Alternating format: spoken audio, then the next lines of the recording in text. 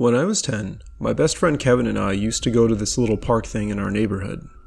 Maybe park isn't the right word, because there was just a small wooden bridge over a little creek, a bench, and a few signs with information on local wildlife. There was also a little field where we sometimes kicked the ball around. Sometimes when it rained, the stream would start to overflow and the field would get flooded and we'd wade around in it. For some reason we thought this was hilarious. This one time it had been raining for 3 days straight, so we figured everything would be underwater. It was actually still raining, but we didn't care. We were at my house before heading over, and my mom made us take an umbrella and promised to come back right away if there was lightning.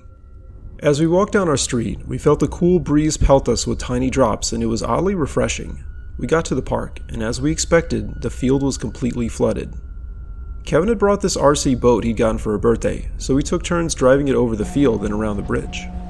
We had fun trying to fight against the current, and seeing what would happen if we stopped steering the boat. In the midst of our joking around, I looked up and saw something. It was this amorphous black shape, and it was further away in this kind of woodsy area, so I wasn't exactly sure what it was. I thought it might have been a person. But I looked away for a moment, and when I turned my head back, it was gone. Kevin had started to drive the boat again, and when I told him I saw something, he thought I was messing with him. Honestly, I wasn't sure if I had just imagined it. I got back into playing with the boat, and eventually I ended up standing by the bridge in the deepest part, which is probably about 3 or 4 feet. The water was up to my chest, but it was moving pretty slowly. Kevin had been driving the boat around me and the bridge, but then he stopped. He pointed behind me, and this time we both saw it. There was a man hiding behind a tree about 50 feet away from us. At first he didn't move, but a few seconds later he walked out, I'm guessing because he realized we saw him. The guy looked to be in his 30s and was pretty overweight. He had black hair and a short beard and was dressed in a t-shirt and shorts. Both the shirt and shorts looked rather tight. The man also had on this extremely creepy smile. Kevin and I immediately knew this wasn't someone we should be around, and we both instinctively started to back up towards our neighborhood. A moment later, the man made a gesture with his arms out in front of him, as in, "Don't go." He didn't say anything though. That creeped us out even more, and Kevin and I started to move more forcefully through the water. However, nothing could have prepared us for what happened next. Right when we were about to turn around and start running, the man's expression changed, and he started running into the water towards us. Kevin and I bolted, and as Kevin was only in the shallow water, he was able to move pretty quickly. I, on the other hand, was still in almost the deepest part, and the man was only about 10 feet away. My life flashed before my eyes as the realization that this man would most likely grab me momentarily sank in. However, due to his size, he slowed down immensely when the water got deeper, and then he actually fell over by the bridge. I guess the man hadn't realized that the bottom of the creek bed was there. The man started yelling and splashing around. I waded frantically through the water and eventually made it back to the shallower part and could run. Kevin had stopped and was waiting for me, and when I caught up, we both took off. I looked back over my shoulder, and that man was still floundering in the water. I'm not sure if he was in serious danger of drowning, but there was no way either Kevin or I were going to go back to help him.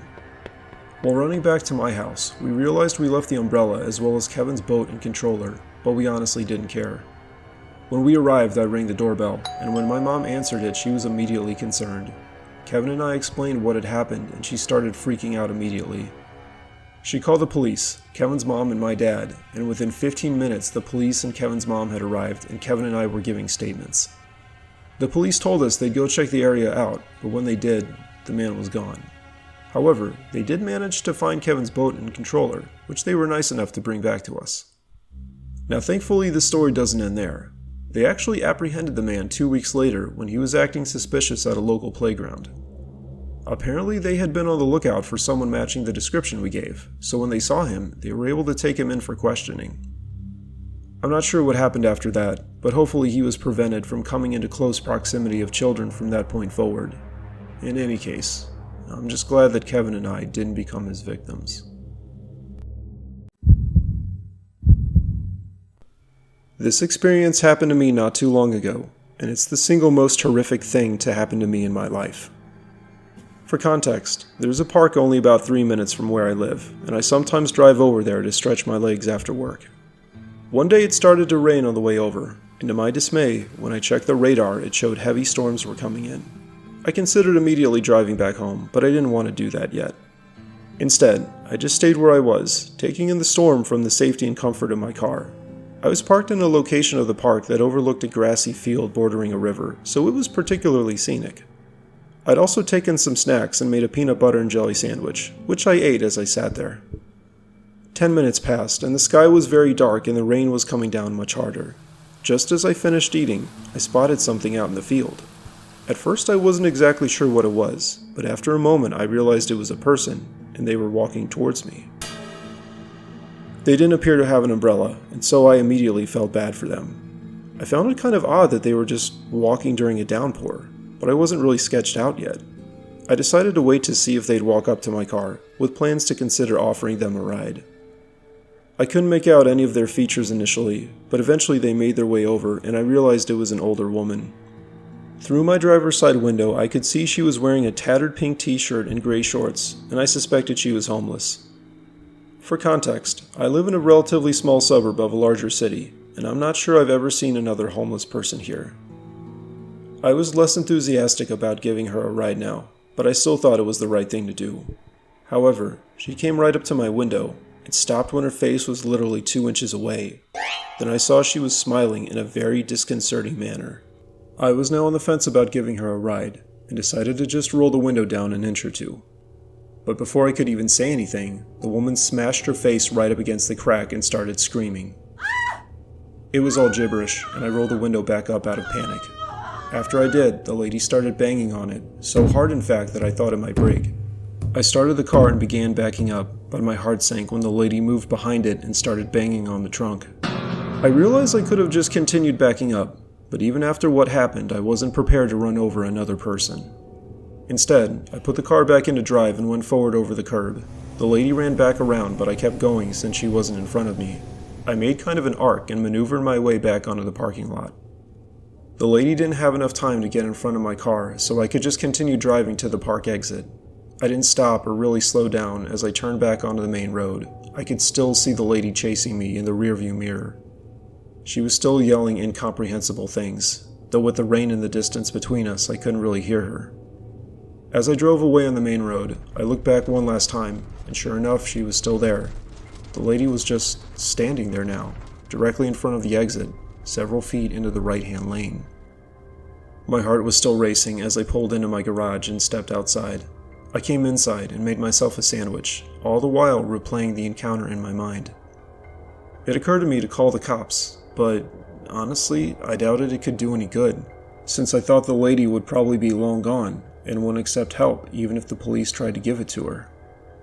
Eventually though, my conscience won out, and I called the non-emergency line. I told the operator what had happened and gave the location of the park and told her I lived nearby. She thanked me and told the police would check it out. Then, as far as I knew, that was it. Now it was around 6, though with the thunderstorm still hanging around, it was pitch black. That, combined with the excitement earlier, made me more tired than usual, and I decided to go lay down. It was Saturday and I didn't have work the next day, and I even enjoyed my job. Therefore, it was the perfect time to relax. I did one last check of all the doors and windows, just to put my mind at ease, and then headed to the bedroom, locking the bedroom door behind me. I went to the bathroom, then crawled under the covers, and the sound of the rain on the windows and even the thunder and lightning helped me fall asleep quickly. At some point I started dreaming, and though I don't remember much, I do remember this metallic clank that began repeating. There was also a low murmur in the background which grew steadily louder. Eventually I woke up, still out of it, and checked my phone. It was only 9 o'clock, which was surprising since I'm usually a heavy sleeper. I just lay there for a moment, trying to fall back asleep, when I heard the noise again. You ever hear something and automatically know it's not natural? That was my experience at that moment, and I shot up. I sat on my bed, completely still and quiet, trying to determine where the sound was coming from. 10 seconds later, I heard it again. It sounded like someone banging on one of the windows in the kitchen with a small metal object, like a crowbar. At that moment, I connected the sound and the mumbling to the woman from earlier, and that realization hit me like a ton of bricks. I walked over to the bedroom door and pressed my ear against it, and confirmed what I was hearing. I keep a Glock locked up in my closet, and went to get it. My hands were trembling, as even though I felt I could easily defend myself, I never had to confront the idea of actually shooting another human being right up until that moment. The banging seemed to get louder, and I heard the mumbling again. I walked towards the bedroom door, and what happened next filled me with a sense of dread I know I won't be able to convey in words. The doorknob started turning. The lady, who I presume the person was, had actually already broken into my house. Up until this point, I assumed she was standing outside somewhere, banging on the window. I didn't have time to contemplate what happened though, because a moment later she started shrieking and pounding on the door. Now you might be asking yourself why I didn't shoot at her, or fire a warning shot. The truth was I still couldn't bring myself to shoot her, and I felt that in her crazed state a warning shot would only make her act more insane. Instead, I dialed 911 and pushed a chair up against the other side of the door, all while trying to explain the situation to the operator over the sounds of the woman shrieking and pounding. The woman didn't let up once as I waited there in my bedroom, and I can't express how unreal it was to see my bedroom door bow inward slightly every time one of the fists landed on it. When the cops arrived, it was 1,000 pounds off my shoulders. They shouted at the woman to stop, but as I suspected, it did no good. Then the banging did stop abruptly, as the woman's voice now seemed to be directed at them. I heard a brief scuffle, then a crash, followed by the cops yelling again. Half a minute later, one of them announced their presence to me and knocked on the bedroom door. I cautiously opened it to see the other cop pinning the woman to the ground. She was still yelling as incomprehensibly as before, and was thrashing around too. Eventually backup arrived and the woman was escorted, or rather, dragged, outside. One of the windows in my kitchen was broken, but luckily only a little bit of water had gotten inside. There were muddy shoe prints all over the kitchen and part of my living room, but miraculously nothing else seemed to be touched. What I had been worried about, and informed the operator about, was the block of knives clearly visible in the kitchen. Thank God the woman hadn't decided to take a knife, because then the cops may very well have had to shoot her. Apparently she had only picked up a pen from somewhere, and didn't even have it in her hand when the cops confronted her. I patched up the window with duct tape and a few spare pieces of plywood I kept in my garage, and I had it fixed 2 days later. The woman had been taken to the emergency department and then a psychiatric hospital, and as I suspected, she was completely insane. I didn't press any charges, though not like that would have done anything anyway. Everyone was shocked at work when I relayed the experience, but things carried on as usual, and I was glad for that. I still think about what happened at least once per day when I replay certain scenes, such as seeing that woman press her face against my car and start yelling. The look of my door bowing inward as that woman pounded on it while howling is another one. At the end of the day, I'm just glad she didn't break through the door, possibly forcing me to shoot her. And wherever she is now, well, I just hope that she's receiving the help that she needs. Let me start by saying that I'm not sure if what happened in the story wasn't just my imagination. If you're expecting a guy or wild animal running after me, then you'll be disappointed and this story isn't for you. But what did happen, or at least what I experienced, is still the most haunting moment of my life so far. One Thursday night 5 years ago, I went to see a movie with my then fiancée, who I'll call Nina. We'd commonly each drive over and meet at this one movie theater and then just pick out something to watch together. Nina and I usually arrived separately since we each still had our own apartment and because of our work schedules. We enjoyed the spontaneity of randomly showing up and picking out a movie, and incidentally, this is where our first date took place, and we liked recreating that experience. On the particular night in question, it was raining fairly heavily. The movie theater was pretty large and had an ice cream place and 2 other stores next to it. However, this little shopping center was located in this big, forest preserve type area, which was close to being in the middle of nowhere. Especially given the storm, it felt isolated. Nina and I had agreed to meet at 9 o'clock, but around 8:45 she texted, apologizing and saying she couldn't make it. She worked at this software company and things would get hectic there sometimes, and she'd sometimes have to back out of our get-togethers. I didn't really mind though, as I knew it would be for the best for her to get stuff done and then be able to relax afterwards. So I found myself alone at this theater, with it being pitch black and raining torrentially outside. I didn't feel like driving back immediately though, and I considered seeing a movie by myself. However, since I wasn't super excited about any of them, I figured it wouldn't be worth the time if I was just there by myself. I should add that the theater was almost entirely deserted, likely because of the storm. I think I only saw 5 other patrons there. There were only 2 teenage employees working at the front counter and concession stand too. I also wasn't in the mood for extremely expensive candy, and I hadn't remembered to bring some with me to the theater, so I decided to walk outside to the ice cream place. Personally, I enjoyed the ambiance of storms, and there was this big metal awning so I wouldn't get wet. But just before I left, I thought I heard this metallic electronic sound coming from one of the arcade games this theater had off to the side of the main lobby. Out of curiosity, I decided to walk over and see which one it was. The machines had always been silent unless someone was actively playing them, most likely to avoid getting on people's nerves. I stepped into this little side room, which was more dimly lit than the rest of the lobby, and walked around the 2 rows of games they had. There was a mix of shooter games, racing games, those claw-type games, and a few others. However, nothing was making a sound, and what I heard didn't seem like it would come from anything there. I stopped and stood quietly, expecting to hear the sound again, but I didn't. This little arcade area wasn't very big, maybe the size of the eating area in a McDonald's, so it's not like there was a game I couldn't see somewhere. After 10 or so seconds, I gave up and walked back into the lobby. There weren't any customers in there at the moment, and only one of the employees was behind the counter in the concession area. Just as I started to head for the door again, I heard running footsteps on the carpet, and then that sound somewhere behind me. I instinctively turned my head, but no one was there. The one employee was tending to one of the popcorn machines and was facing away from me. I almost thought he was a little kid messing with me, but I doubted that, since I didn't know how they could run away so fast. This is about where the hairs on the back of my neck started to stand up, and the ambience of the storm turned to uneasiness. I finally stepped outside, only to be greeted with the wind blowing tiny droplets in my face. It was raining harder now, and though I had my umbrella and my car was only like 40 feet away, I knew I'd get completely drenched walking over there. So I still decided to continue walking to the ice cream shop, partly to see if the storm would let up any, but also because I was in the mood for some ice cream. I walked under the awning till I got to the shop, and then stepped inside. As I expected, it was empty aside from the employee. I got my usual, a scoop of chocolate mint, then sat down to eat it. The store was on the edge of the shopping center, so it had windows on 2 sides, and from where I was sitting I could see both ways. Right before I finished eating the ice cream, my eye was drawn to something near the edge of the window, closest to the side leading behind the shopping center. But when I turned my head, it was gone. I wasn't even sure what kind of shape or what color it was. But that's when I heard the sound again. It seemed to be coming from outside the building where I had just seen that thing. Not gonna lie, I was starting to question my sanity.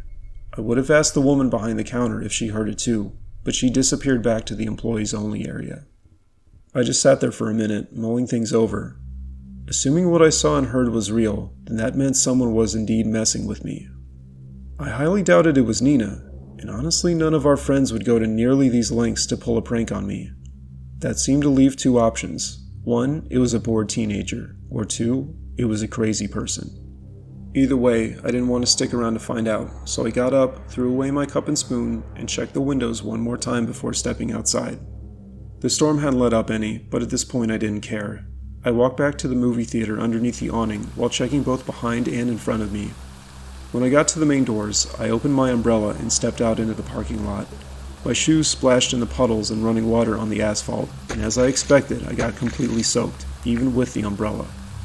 When I got to my car, I opened the door, keeping the umbrella above me, only closing it after I'd sat down inside. I checked the back seats for anyone since I was now paranoid, and after closing and locking the door, I scanned the shopping center and the parking lot. That's when I saw it. There, on the side of the shopping center by the ice cream shop, was some kind of black object. It was like 15 feet tall and was just off to the side of the awning. To be fair, it was hard to see over there through the downpour, so maybe it was just a tree, but I swear I hadn't seen it there when I'd walked back outside before. I stared at it for like 2 seconds, but then my heart skipped a beat as it appeared to move towards me. And I don't mean underneath the awning, no, it looked like it was moving onto the parking lot straight at my car. I stepped on the gas and sped out of the parking lot back onto the main road. When I checked my rearview mirror, it was too far away to see that object anymore. After I got back to my apartment, I just sat there, thinking about what happened in that object I saw. I couldn't make out any of its features aside from it being, well, tall and dark. And when it moved, it didn't look like someone walking, rather, it was like it was rolling on wheels right towards me.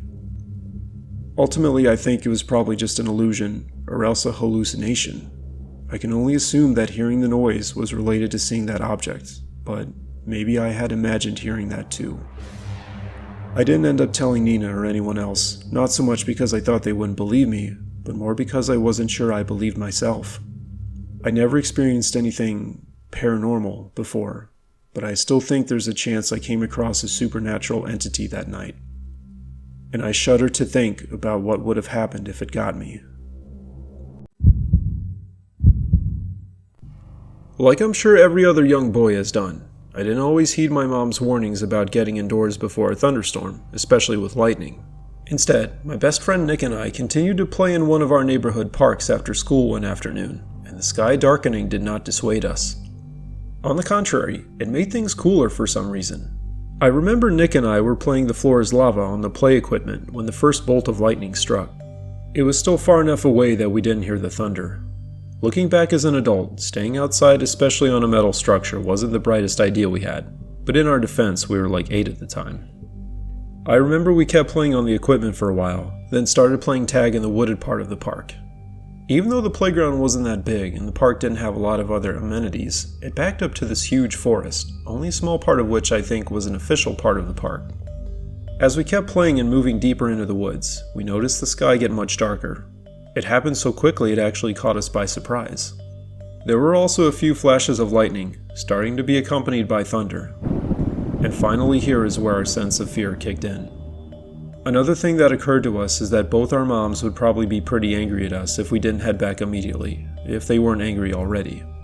However much we were afraid of that, panic was really about to set in.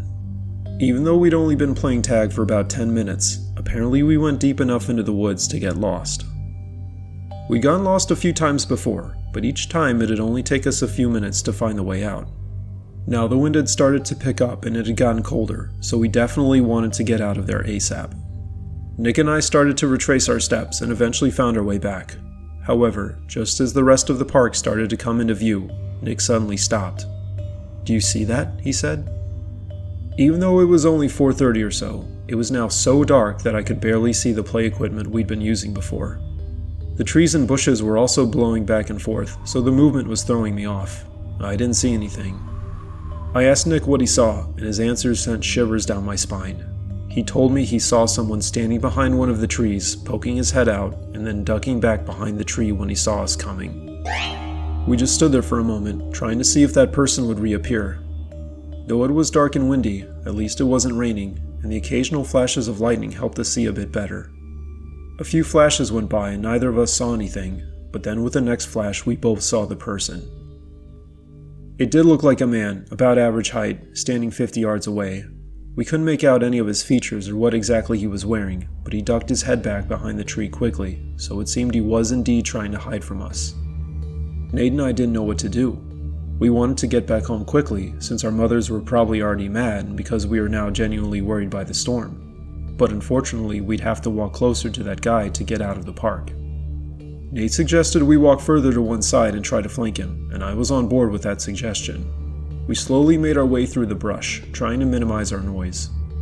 We did that for about 30 seconds, but to our horror, when the next flash of lightning occurred, we saw that man still standing about 50 yards away in the direction we needed to go. He was following us. At this point, we contemplated our options. This forest was huge, and neither Nate nor I could remember how to get back to the other roads of our neighborhood. If we could just run fast enough and get around the man, we could probably make it to one of the nearby houses at least. As two 8-year-old boys, we usually thought of ourselves as pretty invincible. However, the reality of the situation was sinking in. We didn't know how fast that man could go, or even if he was armed or not. Another idea we had was to creep towards him, pretending we didn't see him, and then at the last second try to run around. I'm still not entirely sure why we chose that option, or even how we managed to summon up the courage, but that's what we decided on. Adrenaline pumping through our veins, Nate and I picked up 2 of the biggest rocks that we could carry and swing with a good amount of force, and slowly started walking towards where we last saw the man. I can't convey in our words how surreal that experience was. The lightning was striking at regular intervals, about once every 3 seconds, and we dreaded seeing that man pop his head back out. Finally, we were like 10 feet away from where we had seen him, and then we stopped. Nate and I looked at each other, deciding without words that it was time to run. We both lifted our rocks up a little bit higher, and with a nod of our heads, we took off. Nate and I ran at like a 45-degree angle around the tree, and I could almost feel that man reach out and grab me. I looked back instinctively, but I couldn't see him. I must have just imagined that due to the terror of the moment. I snapped my head back around while I continued to run, fully aware that that man could come popping out from behind another tree at any moment. Nate and I started to get out of breath, but we didn't slow down. We got back to the playground and ran straight through it onto the sidewalk. Both our houses were only a block away, though they were in opposite directions. I quickly yelled to Nate to come back to my house, and he kept running in my direction. Finally, we got to my front door, and I frantically took the key out of my pocket and started to unlock it. Once we got inside, my mom got up from where she had been sitting at our kitchen table. I suspect she was already mad at us, but perhaps seeing us both out of breath convinced her that we tried our best to get home quickly. She asked me and Nick calmly if we needed anything, and Nick just said water. When my mom walked over to get a glass and fill it, Nick and I looked at each other, trying to decide without words whether or not to tell her about what just happened. We decided not to. After getting both Nick and me glasses of water, my mom called Nick's mom to tell him that he was with us. Then she drove him back as I came along for the ride. By this time it was almost pitch black and rain was coming down in sheets, but our eyes were glued to the windows that entire time, searching for the man. We didn't and really couldn't see anything, and after dropping Nick off and seeing him walk inside, we drove back home without incident. Nothing else happened after that. Nick and I didn't go back to the park for a while, but when we did, we never walked into the forest again. We also never told any of our friends about the man, partly because we figured someone would spill the beans and then everyone would be banned from the park forever. Looking back, that probably wasn't the best decision, as if we told someone about the man, the police could have been notified and possibly found the man and discouraged him from stalking little kids in the future. Anyway, this incident is little more than a memory now, but what a terrifying memory it is. I still don't know if the man followed us back at all after we ran around the tree. I only know that we didn't see him again after the second time he popped his head out. And I know I'll never be able to escape the thought of what would have happened if we hadn't gotten away.